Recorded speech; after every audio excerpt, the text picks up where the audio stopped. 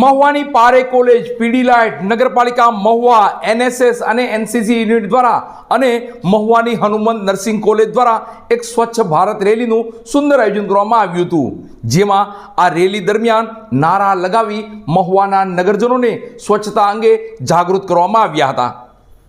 મહુવા શહેરમાં the group of Pare colleges, NSS તથા NCC unit દ્વારા સ્વચ્છ ભારત રેલીનું આયોજન કરવામાં આવ્યું હતું.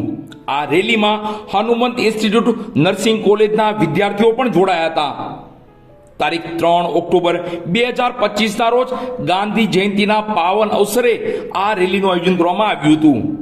આ રેલીમાં બહોળી સંખ્યામાં એનએસએસ તથા એનસીસીના સ્વયંસેવકો, કેડેટ્સ, પ્રોગ્રામ ઓફિસર અને ગ્રામ નિર્માણ સમાજના અધિકારીઓ અને હનુમંત હોસ્પિટલ અને હનુમંત નર્સિંગ સ્કૂલના વિદ્યાર્થીઓ સક્રિય રીતે જોડાયા હતા.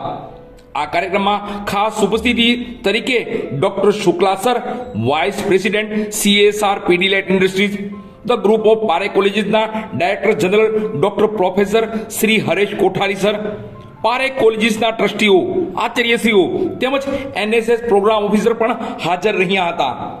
તો યોજાયેલી સ્વચ્છ ભારત રેલીમાં હનુમંત ઇન્સ્ટિટ્યૂટ નર્સિંગ કોલેજના વિદ્યાર્થીઓ પણ આ રેલીમાં જોડાયા હતા. તો સાથોસાથ હનુમંત ઇન્સ્ટિટ્યૂટ નર્સિંગ કોલેજના પ્રિન્સિપલ ડોક્ટર જાસી સુલુ અને કોલેજના પ્રોફેસરો અને હનુમંત હોસ્પિટલ મહુવાના ટ્રસ્ટીગણ અને કર્મચારીઓ ખાસ ઉપસ્થિત રહી આ રેલીમાં જોડાયા હતા અને રેલી દરમિયાન સ્વચ્છતા અંગેના નારા લગાવી મહુવા નગરજનોને સ્વચ્છતા અંગે માર્ગદર્શન આપી જાગૃત કરાયા હતા.